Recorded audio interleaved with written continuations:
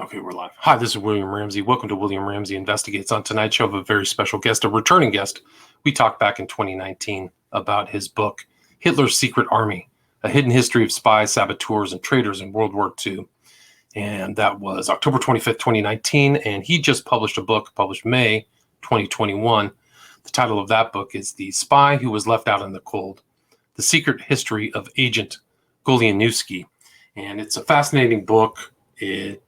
A lot of information. I'd never heard this name of this person, Goleniewski, who turns out to be a vitally important turncoat from the Soviets to the United States. And it's a very detail-oriented book with lots of. This is not Tim Tate's first book. He has also published, in 2019, the title of that book is Body for Rent, the terrifying true story of two ordinary girls sold for sex against their will. There's also The Assassination of Robert F. Kennedy, Crime, Conspiracy, and Cover-Up. That was published in 2018. Hitler's Forgotten Children, about the Lebensborn, published 2015.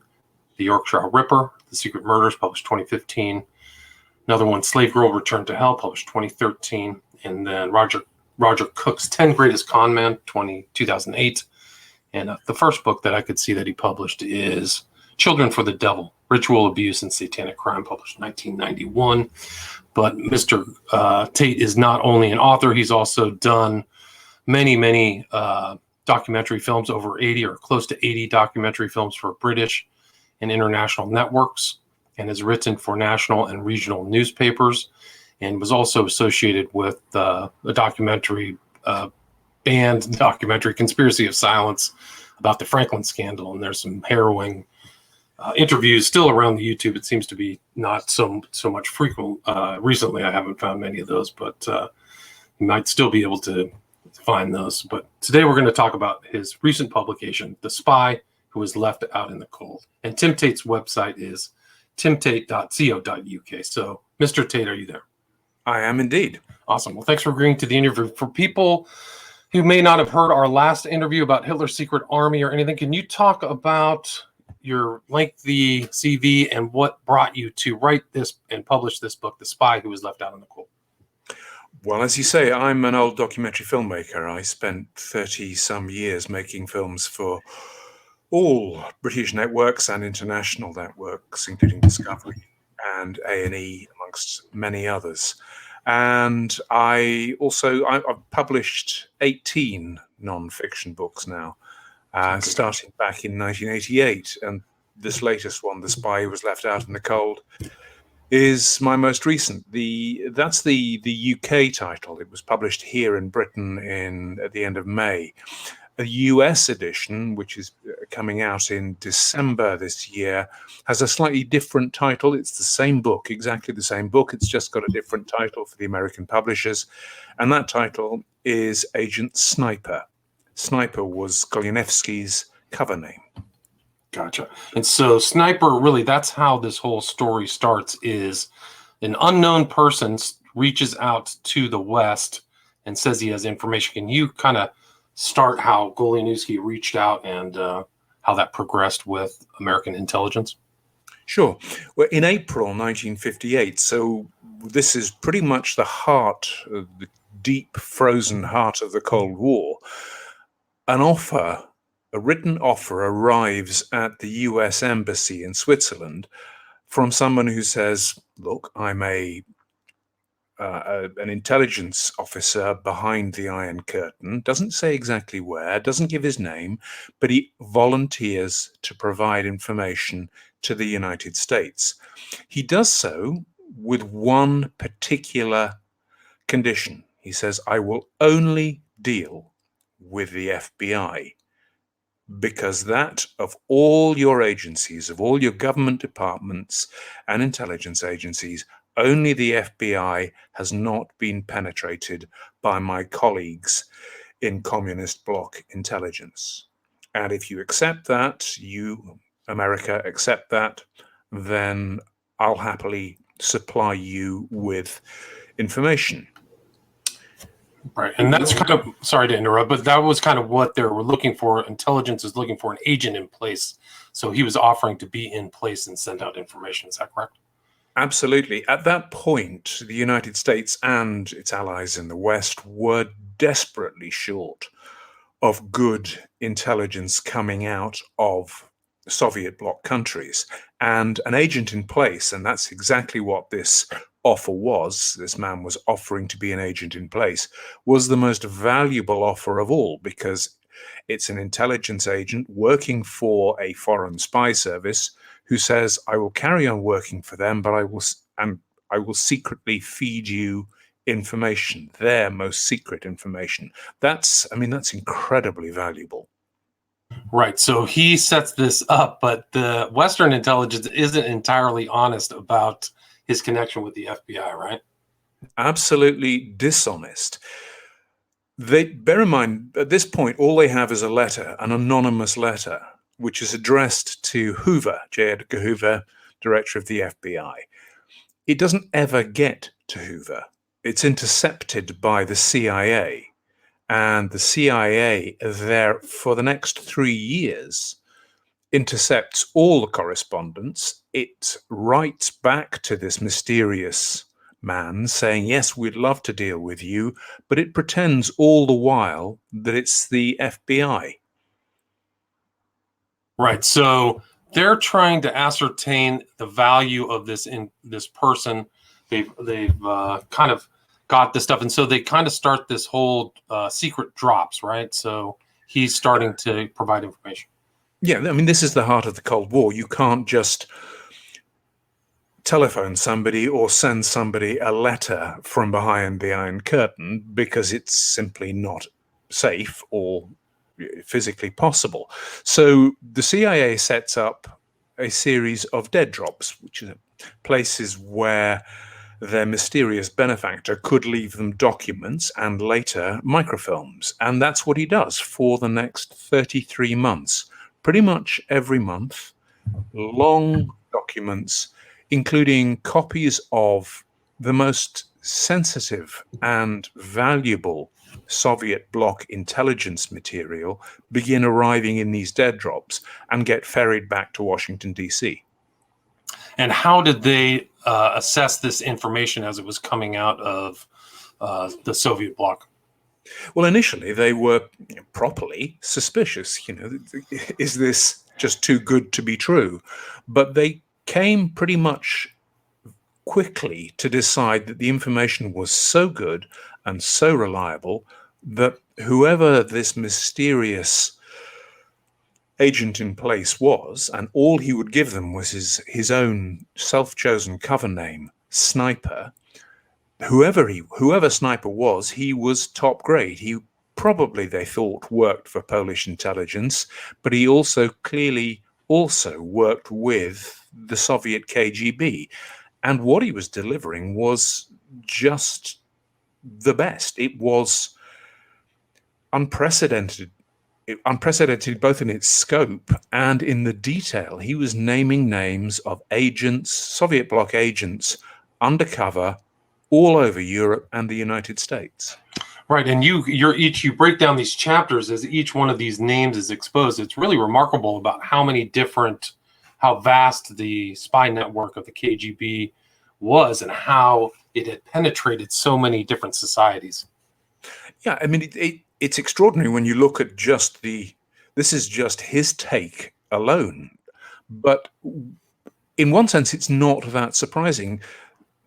The Soviets had been at this. They were old hands at the spying game. Indeed, one of the CIA documents that I'd managed to get hold of has them at the time ruefully reflecting on how good the Soviets, the KGB and its predecessors were, and how poor American intelligence was. I mean, basically, American intelligence was not very good and was being beaten hands down by the communists at this point.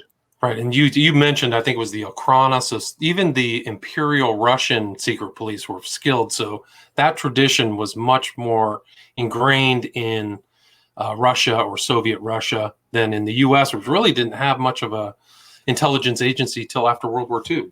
Yeah, I mean, the U.S. had begun its first efforts at a foreign intelligence service or services during World War II with the OSS and its similar units inside the military. But it wasn't until 47, 48 that the CIA is formed. And even then, there is backstabbing, there's internecine rivalry between the various departments inside the US executive. So the CIA began life hobbled by a lack of information and by disputes with its colleagues and partners in the State Department and in the Pentagon. Right. And so there's these rivalries that are going on. And how, when they got this new information from this unknown spy at the time, can you talk about some of the things that he exposed, some of the people and individuals he exposed? Very rarely did he give the name. He very rarely said in one of his reports, "Oh, this person here is spying for Moscow or for Warsaw," because it didn't work like that. Though on some occasions he did give the actual identity, but he said there is Warsaw or Moscow has a spy, a mole buried within the British Admiralty or within the Swedish Air Force upper echelons who has access to NATO.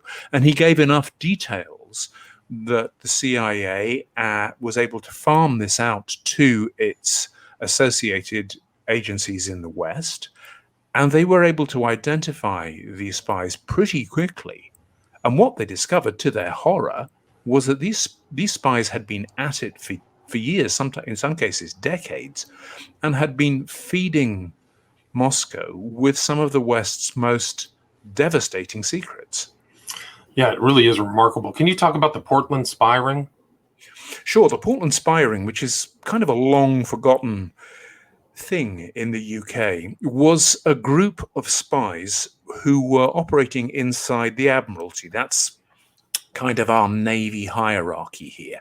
And they'd been working in that, feeding Moscow with really top secret information about anti-submarine equipment and technology and weapons. They'd been doing that since the mid-50s. By the time Agent Sniper provides the information which is going to lead to the downfall of this Soviet spy ring, it's 1959, 1960. So they've been going for quite some time. What he gives them is enough information for the CIA and Britain's MI5 to identify the main spy, who's this low-level, rather dull British plodder in the Navy's bureaucracy, but who's been working for the KGB for 5 years and feeding them secrets. Pulling at that thread, MI5, our counterintelligence service, discovers not merely that this man, Harry Houghton, has an associate, his girlfriend, a woman called Bunty G, but that they're being controlled by a mysterious and previously unknown man who appears to be Canadian.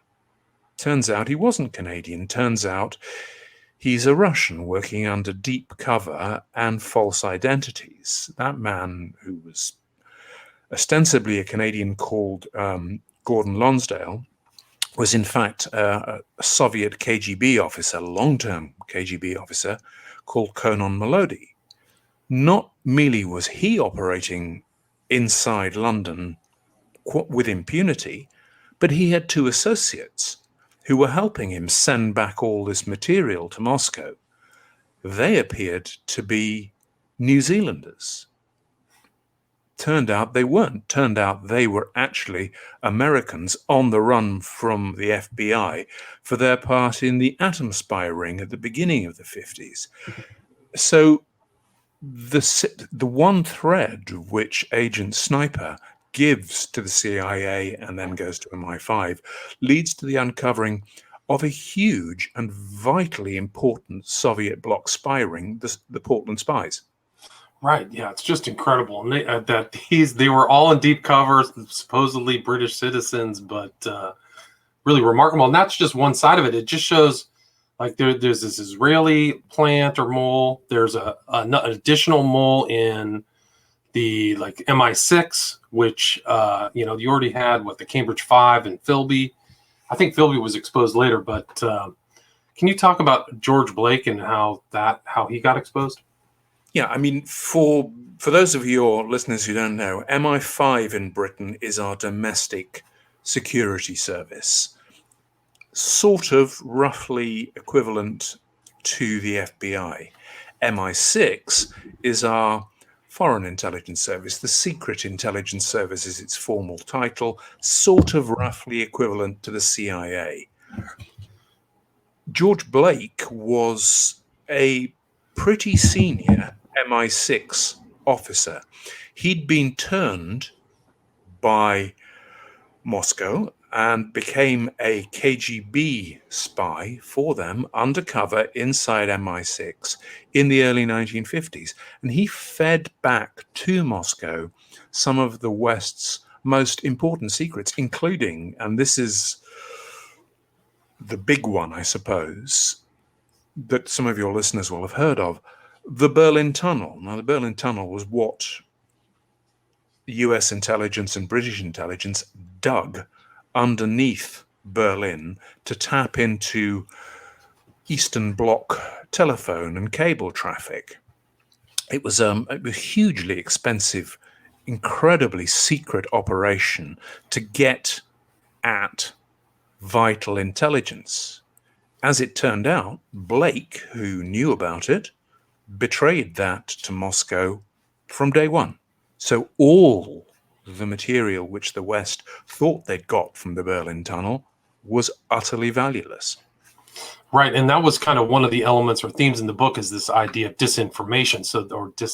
I forgot the Russian term, but that's another kind of element of this kind of deep spying and paranoia that's involved. So Goleniewski showed himself to U.S. intelligence and all of these other associated intelligence agencies as giving vital information. What happened next to Goleniewski? At some point, it was likely that his time would run out, time as an agent in place would run out. And I mean, there's pretty much generally a limited timescale for this. But US intelligence was, to put it mildly, inept. So that because of its inexactitude and because of its poor tradecraft, it managed to allow news of this extraordinary spy's existence to leak back to Moscow. So in 1960, Agent Sniper gets in touch with American intelligence and says, look, they're on my tail. They've discovered me. Someone has leaked my existence back to my masters in Moscow and Warsaw. And you've got to be careful, because from now on, because I'm on borrowed time and I know what will happen if they do catch me, I'll be put up against a wall and I'll get a bullet in the head. He tries to play this out quite bravely and a little naively, I think, but he tries to play this out. He tries to keep it going. But by December 1960, it's absolutely apparent that the KGB and Polish intelligence are going to nick him. They're going to trap him. They're going to arrest him. And at that point, the best he can hope for is a bullet in the back of the head. So in December 1960, in fact, on Christmas Eve 1960, he goes on the run. He grabs a whole bunch of documents from his office in Warsaw. He grabs a whole bunch of cash, and he hightails it to East Berlin. And that's where he's planning in January 1961, if he can stay alive long enough, to defect to the US Embassy in West Berlin. Right. So he's done this very high pressure environment where he is stealing things, knowing that he could be summarily executed. And he has one family, he has a mistress. So you talk about him as a kind of a flawed character. And so he has made it to Berlin. And what happens next? How does the U.S. intelligence kind of handle him from there? Well, he spends the first few days, first week or so in Berlin, pretty much walking the streets. He has to fulfill some last tasks for his masters in Polish intelligence just to keep his cover going. And he also has to get in touch with and meet his mistress, who's an East Berlin woman called Irmgard Kampf, and tell her, we're going to defect. And he also has to warn the Americans that he's coming. Now, there are huge risks in all of this, but he manages it. And so on January the 4th, 1961, this man, who the Americans only know as Agent Sniper, turns up by arrangement at the US consulate in West Berlin and walks in for the first time to what he believes is the safety of American territory. Right. So he believes that, but even his mistress didn't know his real name too, right? So he had to kind of... He'd given Irmgard, his mistress, a series of false names. So at the time that they arrive at the consulate, not merely did American intelligence not know his real name, neither did his mistress, and she didn't know where they were going. It's just incredible. So, I mean, and then I think that he's in this incredibly high pressure environment and maybe expecting much more from the Americans than they delivered. Would you agree with that? I think so. I mean, nothing is black and white in this story. Bear in mind that Goleniewski himself is a deceptive character. He's a spy. Of course he's deceptive.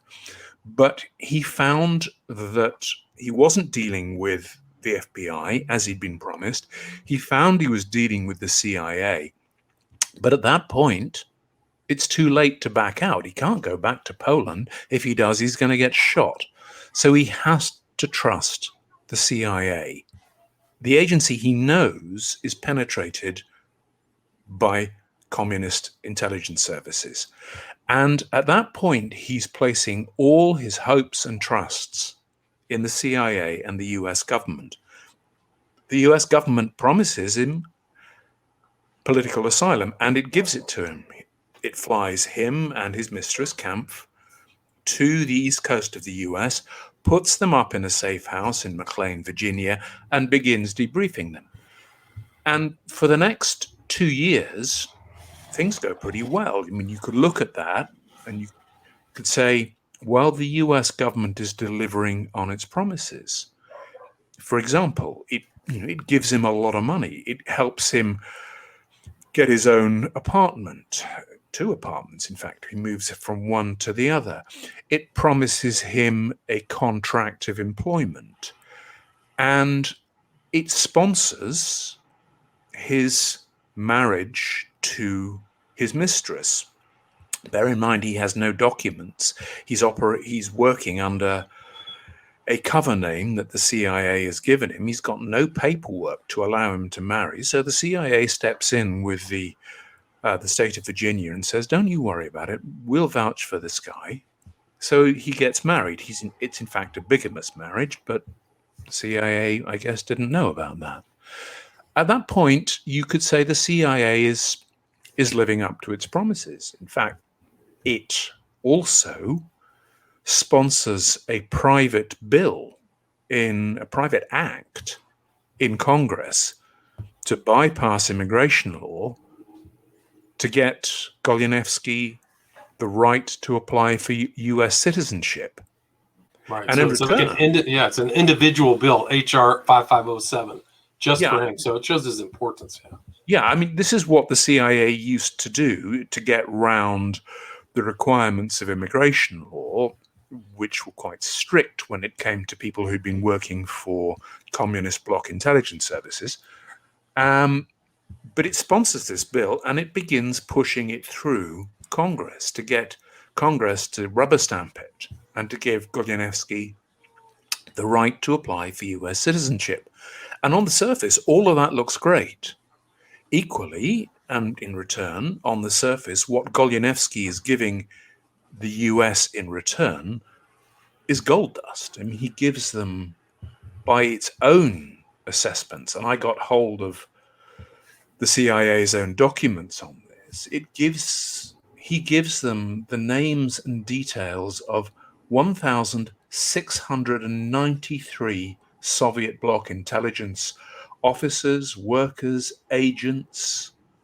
He gives them 1,000 pages of secret documents, 750 frames of microfilm with more documents. This is an unprecedented take. No one, no spy before or since, has ever given the West anything approaching this volume and this quality of information. Yeah, and it is interesting how little he's known. I mean, you say that it was very hard to find records about him, except for what was released by Polish historians or Polish archivists. Is that correct? Yeah, I mean, when I started work on this, and in fairness, I've known a little bit about the Goleniewski story for 50 years and have been trying to get documents out of the various governments for the last 15 or 20 years. It wasn't until 2016, 2017 that I began to get some results from that. And one of the questions I wanted to ask was, this was such an important spy. This was the best spy, really, the West ever had. Why is everyone so secretive about him? Why has he been erased so effectively from the history of the Cold War? And there was an answer and a story to that, which was not what I had expected. Yeah, I think you wrote he was airbrushed out of history, like almost like something the Soviet Union would do. But it is remarkable that he's not. I mean, never heard of this person, but for what he did and how much he provided, it didn't quite work out within the context of other Soviet bloc spies who, went to the West. There was another guy, Golitsyn, who, for some reason or other, it seems like the American intelligence valued him more than Goleniewski. Is that right? Yeah, this is Golitsyn. Anatoly Golitsyn was essentially Goleniewski's nemesis in the West. Golitsyn is a mid-ranking KGB officer. He defects 9 or 10 months after Goleniewski. And unlike Goleniewski, when he defects, he brings with him a handful, literally a small handful of documents, 23 documents, none of which have any real value, and he doesn't have any great information.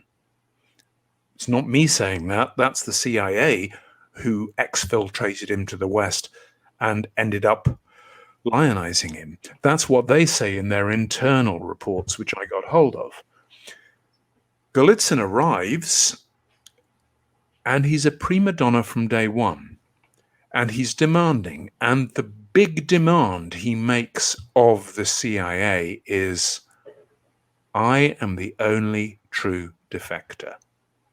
Everyone else who came before me, everyone else who comes after me, they're fakes. They were sent or will be sent to mislead you. And only I can be trusted and believed. Given how little intelligence he brought with him and provided, it's extraordinary that anyone bought this story. But the head of the CIA's counterintelligence staff, a very strange man called James Jesus Angleton, didn't just buy it, he swallowed this hook, line, and sinker. And from then onwards, Golitsyn became the one and only true source. And anyone that Golitsyn said was a fake was automatically going to be cast out, abandoned, or harassed. And Goleniewski was one of the early casualties of that. Right. So he was diminished. Goleniewski was diminished by internal stuff. And Angleton made the extraordinary allowance for Golitsyn to actually look through some CIA files. It's really incredible how Golitsyn was much more savvy at kind of manipulating American intelligence. Yeah, I mean, Golitsyn was a con man. There are no two ways about this. That's the best explanation. There is another thesis, which is that Golitsyn was actually dispatched by the KGB to deliberately mislead and lead Western intelligence down false paths. And whether it was deliberate or not, he most certainly did that. Yeah, he was given unbelievable access to not just CIA files, but other Western intelligence service files. And he went through them and he cherry-picked bits of information, for example, that Goleniewski had given, repackaged it, denounced Goleniewski and said, but this I am telling you, I know this is true. And he managed the trick of, on the one hand, discrediting the original source of the information and claiming credit for the information itself. Right. That's incredible. Yeah. No, he was either a really deep agent or just a great manipulator. And Angleton did not have a great history. I mean, this started off this whole wilderness of mirrors, mole hunts, fights among people, claims that other people were the spies. So it created, Golitsyn in part created this environment of total suspicion or total paranoia within the intelligence agencies. Is that correct? Absolutely. What Golitsyn and Angleton did together tore apart the CIA and tore apart MI5 here in Britain, and as a result, devastated, hobbled, essentially crippled Western intelligence for a decade. Right. So, I mean, you can see this effect, like Golitsyn had it. And, it's just an incredible history there of Goleniewski in the front. And I mean, it's sad how he kind of ended up kind of betrayed by the government that he helped. And I think that that's kind of a lesson or a cautionary tale about this story. Would you agree with that? I think it's absolutely true. On that level, Goleniewski's story is a tragedy. He was an incredibly brave agent in place, spy for the West for 3 years. He was an incredibly valuable defector after he arrives in the West.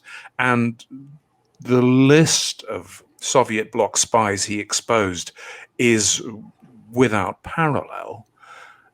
And then, as you say, he was abandoned, cast out by the CIA, and harassed, very badly harassed by them, to the point where they essentially drove him insane. Right. And that's a tragedy. The but is that he also played his own significant part in that tragedy. He bears a significant degree of responsibility for that himself. I mean, yeah, and it's just remarkable. Like, they kind of pulled the rug out from under him, left him financially alone. He had illnesses in the family, and next thing you know, he thinks, They reneged on their contract. They stopped paying him. They left him high and dry financially at a time when his wife, Irmgard, was going through surgery, when she was about to give birth to their child. They took away the gun he had been given for protection at a time when Polish intelligence was looking for him to assassinate him. He'd been sentenced to death in absentia by a Polish military court for betraying Poland to the West. And it harassed him. It constantly changed his cover names. It threatened him. It obstructed congressional committees. It gave misleading evidence to the Senate committees. The CIA behaved utterly appallingly throughout all of this. But I have to come back to this and say, we also have to recognize that Goleniewski also contributed to his own downfall by from the middle of 1964 onwards, pronouncing himself quite falsely to be the son of the last Tsar of Russia and trying to claim a supposed imperial Russian fortune. Right, like he played those cards, and I don't think it helped him. And the facts show that there wasn't anybody left over when they were shot in Ekaterinburg, or when the Romanovs were shot in Ekaterinburg. So, yeah, it's just very odd. And he died completely unknown to history as well, which is also really unfortunate. So he was never really lionized publicly in the U.S., I think, which is really kind of a sad tale. Yeah, I mean, it is a tragedy. It's the tragedy of a brave but flawed man to whom the West owed an enormous debt, who was grossly let down by the CIA and to some extent by British intelligence, but who also betrayed himself with greed and paranoia, and in the end, I think largely as a result of what the CIA was doing to him, genuinely lost his mind. Lost his mind, yeah. Yeah, it's a shame. Where's the best place for people to obtain this book? Well, it's available all over. It's available in the UK in all bookstores. It's on Amazon. You can buy the UK edition from any Amazon worldwide. As I say, the US edition, which is being published by St. Martin's Press, comes out in December, and it'll be therefore available in bookstores in the US and on Amazon US. That US edition will be available from December. Gotcha. And that's titled Sniper, right? Just Agent Sniper? Agent Sniper. Agent Sniper. Great. Well, really a tremendous accomplishment. Really enjoyed reading this book, and it really read almost like a John le Carré, novel, but really interesting stuff. Somebody from the chat is asking whether Children for the Devil is in print anymore. That's like one of your first books? I've just seen the chat. It's from somebody called Amber Dubon. If Ms. Dubon wants to check on this, she can. The details are on my website. Children for the Devil was sued. My publisher was sued. I was sued by a police officer in the UK who claimed that 4 paragraphs in this book of 100,000 words might lead some people to the inference that he was corrupt. I don't think they held that inference, and we certainly didn't intend that. But it was a very difficult lawsuit to defend, and my publishers settled it out of court. One of the terms and conditions of that settlement is that I cannot distribute or allow to be distributed copies of Children for the Devil in any possible format. And that's why I have to say to people who try to do that, I can't let you do that. I see. So it's just out of publication permanently. Is that correct? Yeah, and I don't think there is a way to get this book back into publication. In many ways, I'd like to, because it's a very serious and detailed investigation, and the 4 paragraphs complained of have absolutely no relevance to the very difficult issue of ritual abuse. But because of that litigation, and because I'm bound by what my publishers agreed, I can't get it back into print. Oh, that's unfortunate. I mean, those are important books. So few people, write those books on Satanism and things like that. Often they just make one, and that's it. I've never read Children for the Devil, but I definitely want to read it. Let's see, what else? I mean, I would say that if it's in, for those who want to read it, and this is not me trying to get round any the publication ban, it is in libraries. Oh, interesting. So it's around. Some libraries still have it. The British Library has it here. I imagine the Library of Congress will have it because they have most published books. So you can find it. It's just I can't help people read it. Fascinating. That's a difficult position. What led you to write that book? I mean, that's a really tough subject. Yeah, I'd made a film and written a book about investigating child pornography a couple of years earlier, and that had led me to the allegations of ritual abuse and satanic crime.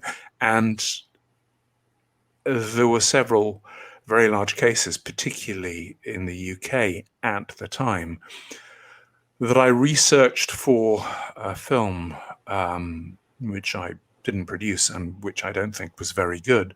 But I said, this is too serious an issue and it's too fraught with polarized opinion to be left to one side shouting at the other. So I wanted a balanced examination, basically, which asked the question is, we have children making these allegations worldwide. How do we handle this? What do we do? How do you talk to a child as a law enforcement professional or as a therapist who is telling you things which are physically impossible? You know, you have to do something with that. And sadly, because the debate is so vicious and so polarized from both sides, we have not answered that question in, what is it now, 30 years? 30 years, right, yeah. You published that book in 1991. It's really incredible. Before its time, I mean, there's still issues here, whether McMartin, some of these other cases, what's really going on, I don't know. I don't know if McMartin was really ever resolved, at least not to my satisfaction. But a lot of that information isn't really public anymore. The court files, I don't think, are public. But yeah, we've had our, I mean, you have, I don't know how focused on the UK your book is, but we have our own cases like that in the US for sure. Yeah, McMartin did feature in the book as well. Gotcha. Well, thanks for the interview. Is there anything else you'd like to add? Your website, again, is timtate, all one word, .co.uk, correct? That's absolutely right. And people can read excerpts from all my books on that website, with the exception of Children for the Devil, and they can read an explanation as to why they can't read it on that website. Gotcha. So go to the website. Again, the title of this book, just published May 2021, again, is The Spy Who Was Left Out in the Cold, The Secret History of Agent Goleniewski by Tim Tate. Tim Tate, thanks so much. Thank you very much. All right, take care. Have a good day. All right. So the